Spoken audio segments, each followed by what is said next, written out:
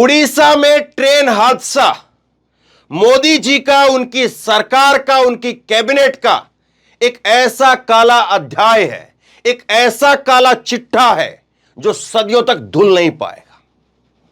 जिनकी आंखों में शर्म है, जिनके दिल में दया है, वो तो देखें ही देखें, लेकिन जो कट्टर हो चुके हैं, जो पत्थर हो चुके हैं, मोदी के अंधभक्त, मोदी के प्यार में, मोदी के नशे में, वो लोग भी इस वीडियो को देखिए और देखने के बाद जवाब दीजिए कि अब भी क्या मोदी से देश सवाल पूछे या ना पूछे। एक एक करके मैं आपके सामने ऐसे आंकड़े रखूंगा, आप कांप उठेंगे कि ऐसा हो रहा है क्या, हमें तो पता ही नहीं।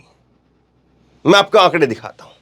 सबसे पहले यह शुरुआत करूंगा, टाइम्स ऑफ इंडिया की खबर है, इस खबर को आप देखिएगा, इससे शुरुआत मैं करूंगा और उसके बाद में कैसे एक मीडिया का कवच बनाया गया और उस कवच के तले सब कुछ ढक लिया गया, उसको आप देखिएगा।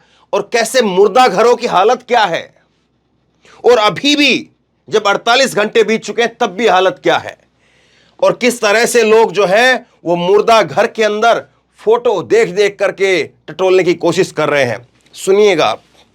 उसके साथ साथ कैसे अभी तक लोग लापता है लेकिन जवाबदेही तय नहीं है। तो ये सारी चीजें, सारे आंकड़े जो है वो मैं आपके सामने रखूंगा और आपको ये एक बड़ा ग्राफिक के जरिए से जो है वो बिल्कुल अब तस्वीर साफ हो गई है और सवाल बिल्कुल सीधा हो गया है। अब इसमें दाएं बाएं किंतु परंतु करने की मोदी जी के लिए, उनकी सरकार के लिए, उनकी कैबिनेट, उनके मंत्रालय के लिए कोई जगह बची नहीं है। एक एक करके आप डिटेल में जो है वो आसान, और आखिरी में मैं आपको दिखाऊंगा कि क्या हालत है।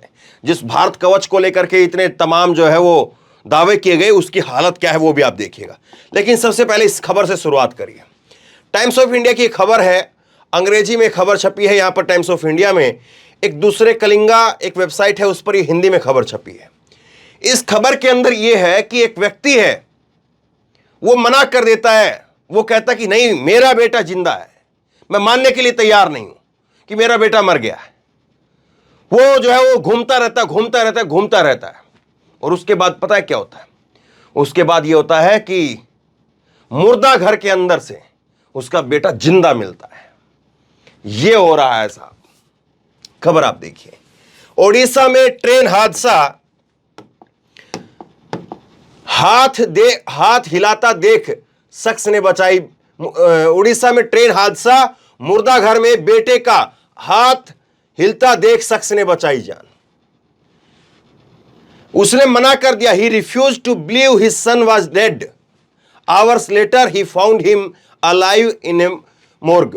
तो ये जो है वो हालत हुई है, कैसे जो है वो मुर्दा घर के अंदर घंटों बाद में वो मुर्दा जो है वो, जिसको मुर्दा घोषित कर दिया गया था, वो जिंदा मिला। ये हालत है साहब। और मीडिया ने ऐसा कवच बना करके दिखाया है कि आपको फोटो दिखाए जा रहे हैं, मोदी जी बड़े धीर गंभीर हैं, मोदी जी जो है वो कुछ बड़ा करने वाले हैं, मोदी जी बड़ा कोई एक्शन लेंगे। किसके खिलाफ लेंगे एक्शन? एक्शन में तो अपने ही चपेट में आएंगे। और अपने यहां पर क्या कर रहे हैं? अपने यहां पर वंदे मातरम और भारत माता की जय बुलवा रहे हैं। अरे साहब, यहां पर इस आदमी से, इस शख्स के सामने जाकर के वंदे मातरम और भारत माता की जय बोल करके दिखाना, वो बताएगा आपको कि जयकारा क्या होता है। उस आदमी ने जो है अगर हिम्मत हार दी होती तो कुछ घंटे बाद उसको मुर्दा ही मिलता, उसका लड़का, इसमें कोई शक नहीं है। और हालत देखिए आप किस तरह से जो है वो हो रहा है। मुर्दा घर में लगा लाशों का अंबार, जगह की किल्लत। बस ये जो है जनसत्ता अखबार की खबर मैं आपको दिखा रहा हूं। मुर्दा घर के अंदर ये स्थिति हो गई साहब। और यहां पर आप तस्वीर देखिए, 187 शवों की पहचान हो चुकी है। 187 शवों की अब तक पहचान नहीं है। 288 के करीब का आंकड़ा सरकार दे रही है। इसमें से 187 को पहचान नहीं कर पाए हैं। फोटो खींच करके यहां पर टेबलों पर रख दी गई है और यहां पर इन मेज के ऊपर जो है लोग आते हैं और आकर के लोग जो है वो फोटो खींच रहे हैं। और फोटो खींच करके जो है ना, फोटो देख करके लोग पहचानने की कोशिश कर रहे हैं। क्या पहचानेंगे किसका चेहरा कैसा दिखता है? वो लाशों के फोटो हैं साहब। जो लाशें अंदर मुर्दा घर में पड़ी हैं, इनके फोटो है ये। और इनके फोटो आगे मेज पर जो है सफेद कपड़ा लगा करके ऐसे रखा हुआ है। बस अब क्या कहें। अब इसके बाद देखिए आप, ममता बनर्जी और जो ये रेल मंत्री हैं अश्विनी, उनकी बहस हुई थी। किस बात को लेकर के बहस? इस बात को लेकर के हुई थी कि अश्विनी कह रहे हैं कि 288 के करीब लोगों की मौत हुई है। ममता बनर्जी कह रही थी कि नहीं, मौतों का आंकड़ा जो है ज्यादा है। और ममता बनर्जी अभी भी कह रही है कि अगर एक राज्य के ही 182 लोग लापता हैं और 61 लोगों की मौत की पुष्टि हो गई है तो ये आंकड़े सही नहीं हो सकते हैं। इस मामले में पूरी सच्चाई सामने आनी चाहिए।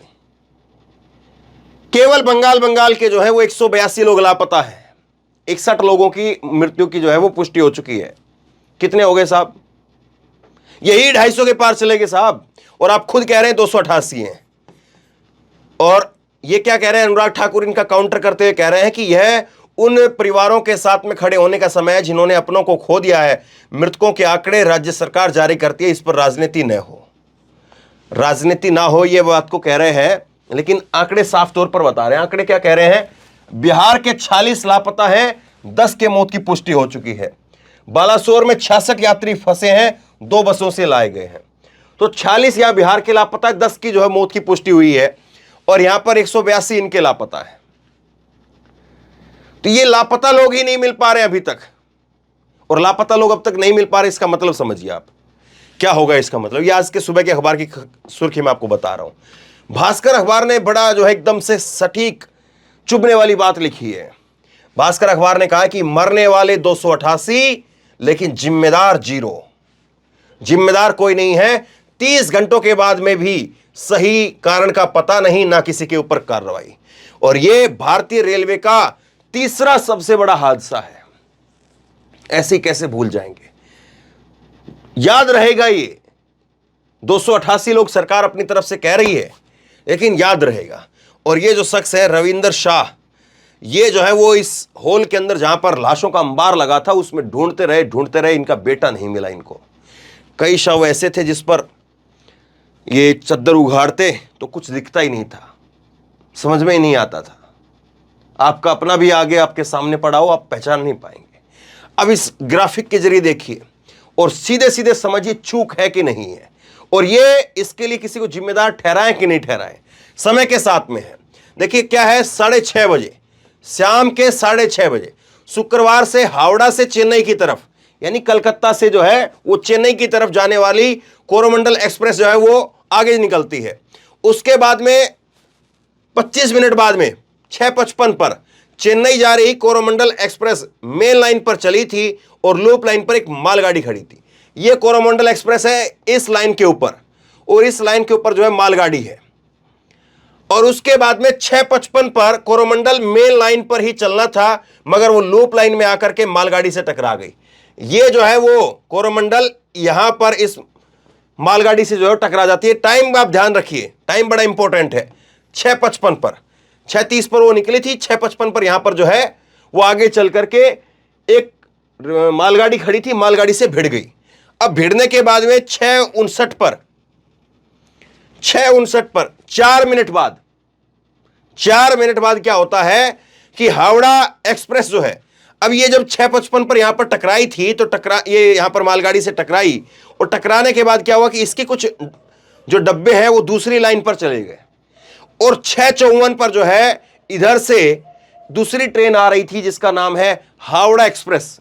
और ये हावड़ा एक्सप्रेस कर्नाटक से जो है वो बेंगलुरु की तरफ से आ रही थी, बेंगलुरु से कलकत्ता की तरफ जा रही थी। और ये हावड़ा एक्सप्रेस जब इसके डब्बों से टकराती है तो फिर इसकी भी टक्कर हो जाती है और ये भी जो है क्षतिग्रस्त हो जाती है, इसका भी एक्सीडेंट हो जाता है। जो ध्यान देने वाली बात है वो क्या है, ये 7 बजे जो है वो तुरंत उसके बाद ही दिखाया जा रहा है कि 7 बजे जो है वो हावड़ा एक्सप्रेस के हरे वाले डब्बे और कोरोमंडल एक्सप्रेस के जो है ये लाल वाले डब्बे, ये समझाने के लिए आपको हरे और लाल किया है, कभी इसको हिंदू और मुसलमान कर देना आप। तो ये 7 बजे का समय है। अब जो समझने वाली बात है, जो मोटी बात है, मोटी बात ये है कि 6:55 पर मालगाड़ी से जो है वो एक कोरोमंडल एक्सप्रेस जो है टकरा गई थी। 6:55 पर एक कोरोमंडल टकराती है, और टकराने के बाद में यहां इस टाइम को आप देखिए, ये 7 मिनट, करीब 4 मिनट का अंतराल रहा। 4 मिनट पहली जो टक्कर होती है मालगाड़ी और कोरोमंडल के बीच में 6:55 पर होती है, और जो दूसरी टक्कर होती है 6:59 पर होती है, 4 मिनट बाद में। तो 4 मिनट तक सवाल यह है कि यहां पर जब टक्कर होती है कोरोमंडल की और मालगाड़ी की, तो क्या मालगाड़ी के अंदर जो ड्राइवर था, ड्राइवर के जो साथ में जो असिस्टेंट होते हैं वो थे, क्या पूरी तरह से खत्म हो गए थे वो? और चलिए यहां पर ये टक्कर मारी इसको, मालगाड़ी बहुत लंबी होती है, सवारी गाड़ी छोटी होती है, मालगाड़ी को यहां पर टक्कर मारी, तो टक्कर मारने के बाद में जो पीछे, सबसे पीछे जो गार्ड का डब्बा होता है, तो क्या गार्ड को नहीं पता चला? ऐसा तो हो नहीं सकता है कि इंजन भी खत्म हो जाए और पीछे करीब 1-1.5 किलोमीटर होता है गार्ड का डब्बा मालगाड़ी के अंदर। आपने सबने देखी होगी मालगाड़ी और सवारी गाड़ियां, तो गार्ड का डब्बा 1 किलोमीटर के पीछे होता है, तो वहां पर जो है वो गार्ड का डब्बा भी खत्म हो जाए, गार्ड भी खत्म हो जाए, क्या मुमकिन ऐसा दिखाई देता है? सवाल सीधा सा है।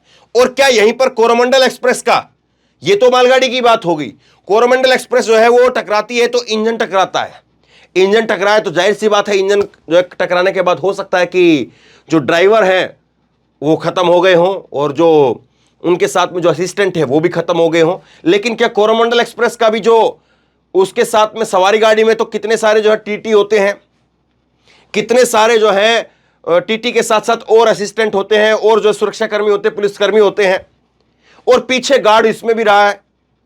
तो सवाल यह है कि 4 मिनट तक जब समय था तो यह हावड़ा एक्सप्रेस आ कैसे गई? ठीक है कि यहां पर पहली आपसे एक चूक हो गई, इस चीज को चलिए स्वीकार किया जा सकता है कि मालगाड़ी चल रही थी और मालगाड़ी इस पर जो है ये यहां पर ट्रेन जो है बेपटरी होकर के, ये दोनों लाइनें बिल्कुल साथ साथ हैं, ये मालगाड़ी यहां पर खड़ी हुई है और कोरोमंडल पीछे से आती है, ये मालगाड़ी यहां पर खड़ी है, कोरोमंडल यहां पर पीछे से आ रही है और ये पटरी से उतर करके यहां पर चढ़ जाती है। अब कैसे चढ़ी, पटरी टूटी थी, क्या हुआ था क्या नहीं हुआ था वो बाद में पता चलेगा, लेकिन पटरी से उतर करके डिरेल होकर के जो है वो मालगाड़ी के ऊपर चढ़ जाती है। चढ़ गई, चलिए मान लिया दुर्घटना हो गई यहां पर मान लिया, लेकिन उसके बाद में 4 मिनट का समय था ना, तो 4 मिनट के समय के अंदर हावड़ा एक्सप्रेस जब आई तो उस तक सिग्नल क्यों नहीं पहुंचा? बस इतना सा सवाल है। क्या आप बताइए, सीधी सीधी चूक नहीं है? क्या कोई सिग्नल वहां से, यहां से कोई सिग्नल जो है वो वहां पर नहीं गया? और जब ट्रेन चल रही है तो ट्रेन का जो सिग्नल है वो जाहिर सी बात है जो पास के जो स्टेशन है वो सब देखते ही रहते कि यहां ट्रेन चल रही है, रुक गई है, तो क्यों नहीं सिग्नल जो है वो दूसरी ट्रेनों को भेजा गया कि यहां पर ये एरिया जो है वो एक्सीडेंट हो गया है, अपनी गाड़ी रोक दीजिए? क्यों नहीं ऐसा हुआ? कोई धुंध नहीं थी, कोई रात का समय नहीं था, दोपहर ये शाम का जो है 7 बजे का समय रोशनी होती है। आज गर्मियों के जो मौसम है इसमें 7 बजे तक खूब रोशनी होती है, आदमी 1 किलोमीटर तक करीब करीब देख सकता है, इतनी जो है वो विजिबिलिटी होती है। लेकिन आप बताइए चूक है कि नहीं है? और उसके बावजूद इस्तीफा किसी का नहीं है। अब एक चीज और देखिए आप, रेल में जो है देश के अंदर, देश में 13,215 रेल के इंजन है, 13,215 रेल के इंजन है और इनमें से सिर्फ 65 में है कवच सिस्टम। जो मोदी जी कवच कवच कवच कवच कवच कवच कवच कर रहे हैं ना, जैसे लोग कबड्डी कबड्डी करते हैं, वैसे जो भाजपा कवच कवच कर रहे थे। देश में 13,000 रेल के इंजन हैं और 13,000 में से केवल 65 के अंदर, केवल 65 में कवच है, 19 जोन में से 18 में एक में भी नहीं है। और ये जो ट्रैक था, इस ट्रैक पर तो कवच लगाया ही नहीं अभी, जबकि देखिए ये ट्रैक से कितनी इंपॉर्टेंट ट्रेन जाती है, बंगाल से जो है वो चेन्नई जा रही है, बंगाल से जो है वो कर्नाटक जा रही है और कई जगह पर दक्षिण भारत में ट्रेनें जाती हैं, लेकिन इस ट्रैक के ऊपर कवच सिस्टम ही नहीं है। सारा पैसा कहां लग रहा है?